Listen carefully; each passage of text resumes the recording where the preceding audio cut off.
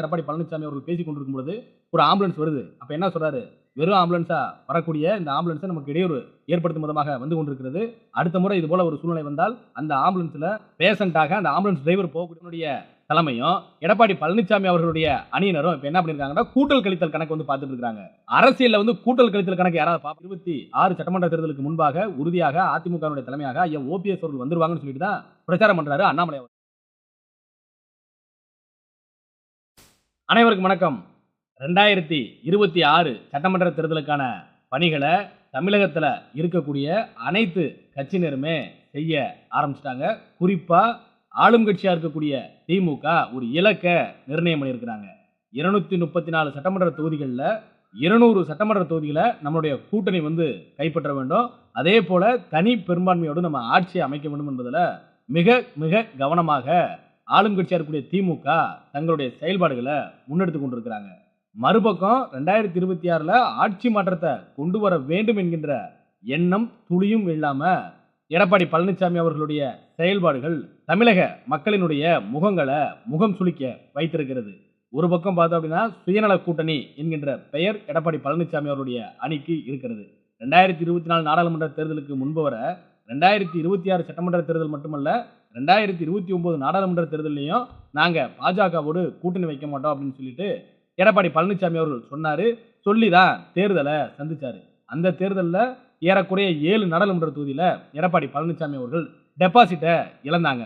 குறிப்பா ஏறக்குறைய 33% வாக்குகளாக இருந்த அனைத்து இந்திய அண்ணா திராவிட முன்னேற்ற கழகத்தினுடைய வாக்குகளை 20% வாக்குகளாக குறைச்சாரு எடப்பாடி பழனிசாமி அவர்கள். மறுபக்கம் பார்த்தோம் அப்படின்னா என்டிஏ கூட்டணி தமிழ்நாட்டில் 18% வாக்குகளை பெற்றாங்க. அது பாஜகவிற்கு மட்டும் 18% வாக்குகள் வந்து சொந்தமாகாது. குறிப்பா என்டிஏ கூட்டணி தமிழ்நாட்டில் 18% வாக்குகள் பெறுவதற்கு மிக மிக முக்கிய காரணமாக இருந்தவர் முன்னாள் முதலமைச்சர் ஐயா ஓபிஎஸ் அவர்கள். ஐயா ஓபிஎஸ் அவர்களுடைய அந்த முகம் தமிழ்நாடு முழுவதும் இருக்கக்கூடிய எடப்பாடி பழனிசாமி அவருடைய தலைமையை ஏற்றுக்கொள்ளாத உண்மையான அதிமுக தொண்டர்கள் என்டிஏ கூட்டணிக்கு வாக்களிச்சாங்க. தமிழ்நாட்டில் இரட்டை இலக்கத்தில் 18% வாக்குகளை என்டிஏ கூட்டணியும் பெற்றது. இப்ப என்ன பண்ணிட்டாங்க அப்படின்னா பாஜகவினுடைய தலைமையும் எடப்பாடி பழனிசாமி அவர்களுடைய அணியினரும் இப்ப என்ன பண்ணிருக்காங்கன்னா கூட்டல் கழித்தல் கணக்கு வந்து பார்த்துட்டு இருக்காங்க. அரசியல்ல வந்து கூட்டல் கழித்தல் கணக்கு யாராவது பார்ப்பாங்களாங்க? எப்படி கணக்கு பார்க்கறாங்க அப்படின்னா எங்க எடப்பாடி பழனிசாமி அவர்கள்ட்ட 20% வாக்கு வந்து இருக்கு, எங்க கிட்ட அதாவது பாஜக தரப்பிட்ட 18% வாக்கு இருக்கு, இது ரெண்டையும் கூட்டினாலே 38% வாக்கு வந்து எங்களுக்கு வந்துடும். அதை தாண்டி திமுக ஆட்சியில் இருக்கக்கூடிய அதிருப்திகள், அந்த அதிருப்தியின் காரணமாக அந்த அதிருப்தி வாக்குகளும் எங்களுக்கு தான் கிடைக்கக்கூடும். ஆகையினால் 40% மேல நாங்க வாக்கு பெற்று ஆட்சியை பிடிச்சிடும் சொல்லிட்டு எடப்பாடி பழனிசாமி அவருடைய அணியினரும் பாஜக தரப்பும் சொல்லிட்டு இருக்காங்க. இவர்கள் சொல்லக்கூடிய கணக்கு கொஞ்சமாவது ஏற்புடையதாக இருக்கிறதா? பாஜக தரப்பு 18% வாக்கு வாங்கினாங்க. எப்படி பிரச்சாரம் பண்ணி வாங்கினாங்க? எடப்பாடி பழனிசாமி அவர்களுக்கு எதிராக அண்ணாமலை அவர்கள் பிரச்சாரம் பண்றாரு.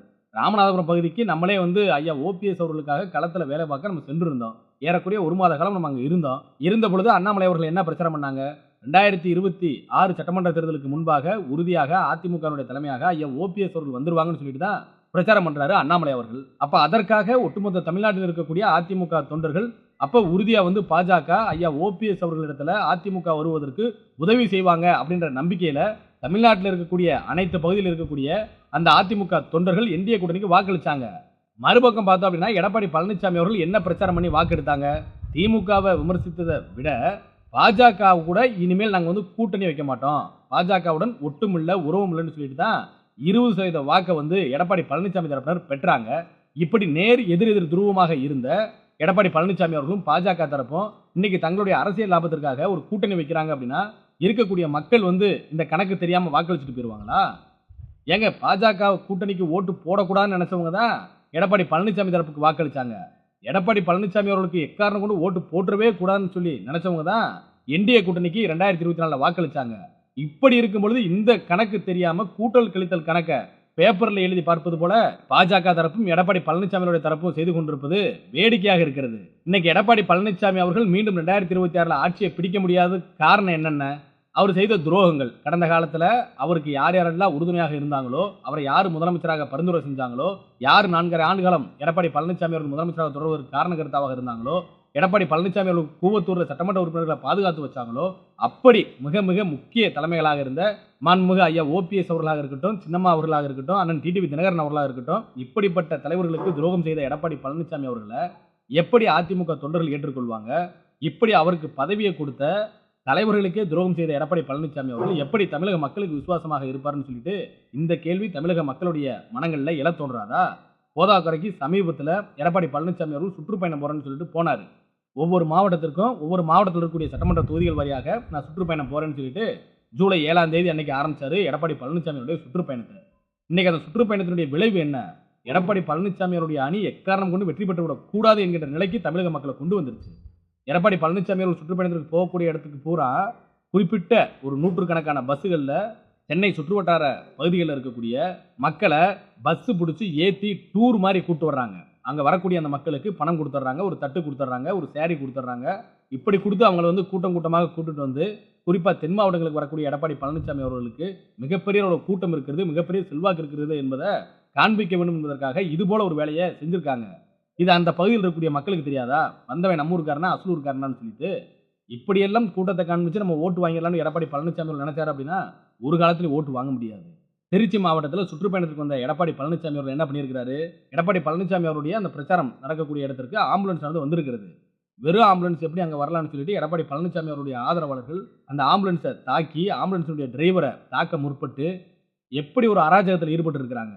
எடப்பாடி பழனிசாமி அவர்கள் தானே இதற்கு முழு காரணம். இதற்கு முன்பு ஒரு சுற்றுப்பயணத்தில் ஒரு மாவட்டத்தில் பேசும்பொழுது எடப்பாடி பழனிசாமி அவர்கள் பேசி கொண்டிருக்கும் பொழுது ஒரு ஆம்புலன்ஸ் வருது. அப்போ என்ன சொல்றாரு? வெறும் ஆம்புலன்ஸா வரக்கூடிய இந்த ஆம்புலன்ஸை நமக்கு இடையூறு ஏற்படுத்தும் விதமாக வந்து கொண்டிருக்கிறது. அடுத்த முறை இது போல ஒரு சூழ்நிலை வந்தால் அந்த ஆம்புலன்ஸ்ல பேஷண்டாக அந்த ஆம்புலன்ஸ் டிரைவர் போகக்கூடிய ஒரு சூழ்நிலை வந்துடும் சொல்லிட்டு எடப்பாடி பழனிசாமி அவர்கள் தான் இந்த பிரச்சனைக்கு வந்து ஒரு விதையை போட்டிருக்காரு. அப்படி இப்படி செய்யக்கூடிய எடப்பாடி பழனிசாமி அவர்கள் எப்படி ஏற்றுக்கொள்வாங்க தமிழக மக்கள்? ஒரு முன்னாள் முதலமைச்சராக இருந்திருக்கிறாரு. தமிழக மக்களுடைய நலனில் அக்கறை செலுத்த வேணாமா? ஒரு ஆம்புலன்ஸ் வருது அப்படின்னா அந்த ஆம்புலன்ஸ்ல பேஷண்டை ஏற்றிட்டு தான் வருவாங்களா? ஏன் பேஷண்டை ஏற்றுறதுக்கு போக மாட்டாங்களா? ஆம்புலன்ஸ் டிரைவர் என்பவர் கடவுளுக்கு நிகராக பார்க்கப்படக்கூடியவர். மருத்துவமனைகளில் பல முறை மருத்துவர்கள் சொல்லி நம்ம கேட்டிருப்போம், எங்க ஒரு 10 நிமிஷத்துக்கு முன்னாடி கொண்டு வந்திருந்தா நம்ம காப்பாற்றிருக்கலாம் அப்படின்னு சொல்லிட்டு. அப்படி தன்னுடைய உயிரை பணயம் வைத்து ஆம்புலன்ஸை இயக்கக்கூடிய அந்த ஓட்டுநர்களை எடப்பாடி பழனிசாமி அவருடைய தூண்டுதலின் காரணமாக அப்படி தாக்கி இருக்கக்கூடிய எடப்பாடி பழனிசாமி அவர்களுடைய ஆதரவாளர்களுக்கு நம்முடைய கடுமையான கண்டனத்தை தெரிவிச்சுக்கிறோம்.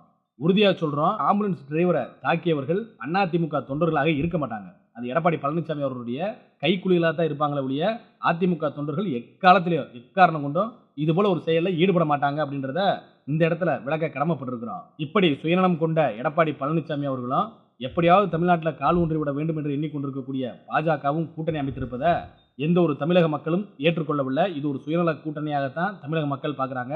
வரக்கூடிய 2026 சட்டமன்ற தேர்தலில் மிகப்பெரிய அளவில் தோல்வியை இந்த கூட்டணி வந்து சந்திக்கும். பல தொகுதிகளில் ஏறக்குறைய 100 சட்டமன்ற தொகுதிகளுக்கு மேலே டெபாசிட் இழக்கக்கூடிய ஒரு சூழ்நிலையை உருவாகும் அப்படின்னு சொல்லிட்டு ஒரு கருத்து கணிப்புமே சொல்கிறாங்க. ஒன்றுபடாத அதிமுகவோடு பாஜக அல்ல, மீண்டும் அதே கருத்து தான். பாஜக அல்ல, யார் வந்து கூட்டணி வச்சாலும் வெற்றியை பெற முடியாது என்பதுதான் நிதர்சனமான உண்மை. நன்றி, வணக்கம்.